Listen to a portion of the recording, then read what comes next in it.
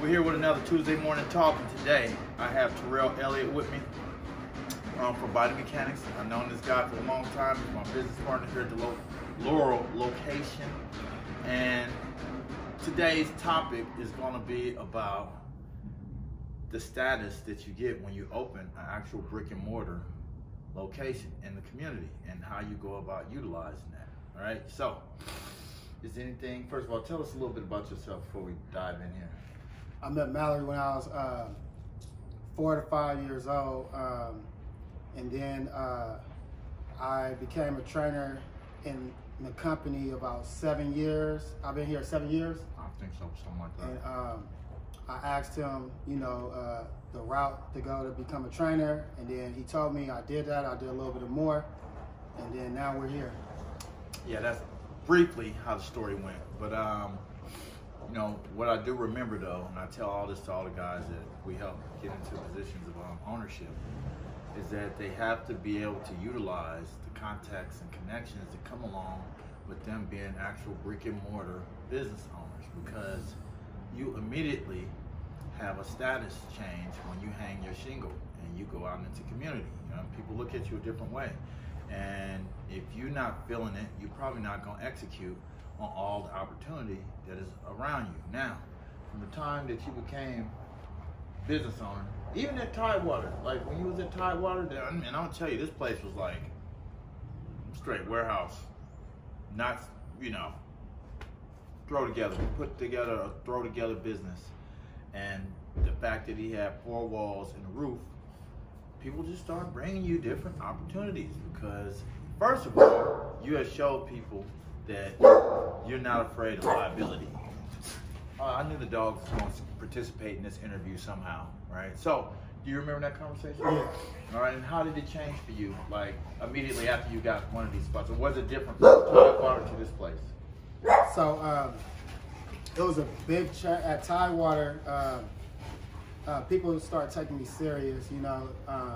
They seen that I had a business, and they started taking me serious. And then when I got here, and then we started putting this place together, people started taking me a lot more serious, and it just opened up the doors for me to meet new people. I started getting a bunch of new connections from people, just the different people coming through the neighborhood, and me training them, and it's just opened up a lot of doors, and allowed me to network with different people I wouldn't be able to network with.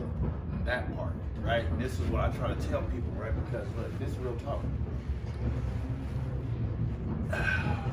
It's a lot of people faking like they got businesses. They come hand you their card, they tell you I'm doing this, I'm doing that, and you don't really know what they're doing, right?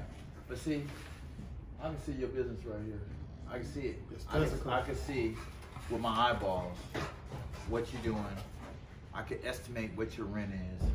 I know that you're serious enough that you gotta pay your bills at least. That's the base, right?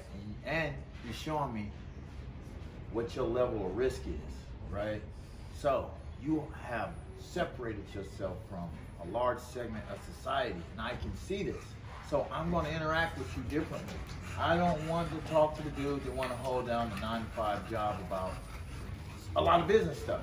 I don't want to talk to you about that, man. I don't want to waste my time talking to you about this, because I only got so much time, right? So I'm going to cut to the chase, and I'm going to deal with, when I'm talking about that type of stuff, I'm trying to network with people who think like me. I don't really want to hear that other stuff. And most of those people feel the same way, because it hurts your ears. It hurts my ears. I'm like, I'm not hopeless. I don't feel hopeless. I'm ready to roll my sleeves up and do something, and I want to be in control of my own shit, right? So when I know that I'm around other people like that, then guess what? That's what type of conversation I'm having. And I know for a fact, I told you all this stuff at the beginning because I wanted you to be able to go out, and like I said to you this morning, go out and network. You bring something back to the table, I go out and network, I bring something back to the table. Now we just increase our network. For me, I like to build, I left the street. I didn't like a lot of people because a lot of shit that went on with me out there. I didn't like a lot of people. So I had to rebuild my whole network. And guess what? I didn't need none of them people, no way, to build my life the way that it is right now. So I sort of was forced to rebuild my whole social network, right?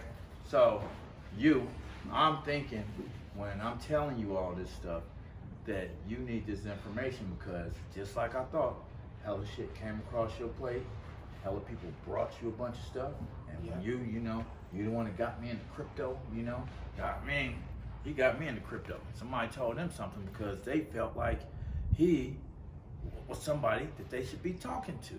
Would they have talked to you when you were standing on the corner? No. No, they wouldn't have talked to you, man. You know what I'm saying? Like, that's why I try to tell other dudes, hey, man, just make your business legitimate, man. Like, literally, make your business legitimate, because there's some perks to being out in the world such as that, right? I mean, you can't want something different doing the same shit all the goddamn time, right? And we wanted to do something different, so now we're doing the damn shit, you know? I mean, that's just that. So, I mean, I'm gonna have to say you do a good job at networking. And I know you take the status that's been thrust upon you seriously, you know? Like, you actually go out and, I mean, come on, you end up training the mayor, been downtown, rubbing elbows, city officials, you know, dude was hanging on the corner with the rest of them knuckleheads, you know? So, you know, a little bit of this, a little bit of that, networking ain't going nowhere, you know? You gotta make sure you understand who you are inside of the network, though, right? If you understand who you are, then you can actually manipulate that situation, you know? So, any other examples you could give us about, you know, that immediate status that you earned yourself by taking these steps? Just seeing me, all the ventures and stuff I'm doing, I have clients that offer to give me money to invest in stuff with me, because they see I'm taking a risk and everything, and they're inspired by that because they work corporate jobs and they work corporate 9 to 5, and they feel like I got balls and I take risks, and they think I'm very brave for that, and they offer me money to help me open up businesses and want to start something with me, you know, and that's some stuff I never would have gotten on the street just with the people I was dealing with. Well, I think that at the end of the day, you know what the people see? They see you might have something that they don't have, but they have something that you don't have, and you put the two together, it's a good partnership, you know? And I think that's that part. So it comes in all these different ways, though. That's just one of them. We could probably sit here all day and talk about the benefits of taking that, but you know, it's also a cost to that too. Yeah. It's a fucking risk, you know? A risk. Your ability to deal with the liability of being the fucking boss. Everybody want to be the boss. It sounds good, it looks sexy, but everybody can't deal with all the pieces that go along with that, right? So give that some thought, you know, and tap in with us. You see the phone is ringing, so it looks like it's time for us to go. But tap in with me next week. If you want to like, share, subscribe, please do so. And I'm going to talk to you next week. Thanks for coming through, bro. Thank you. Appreciate you.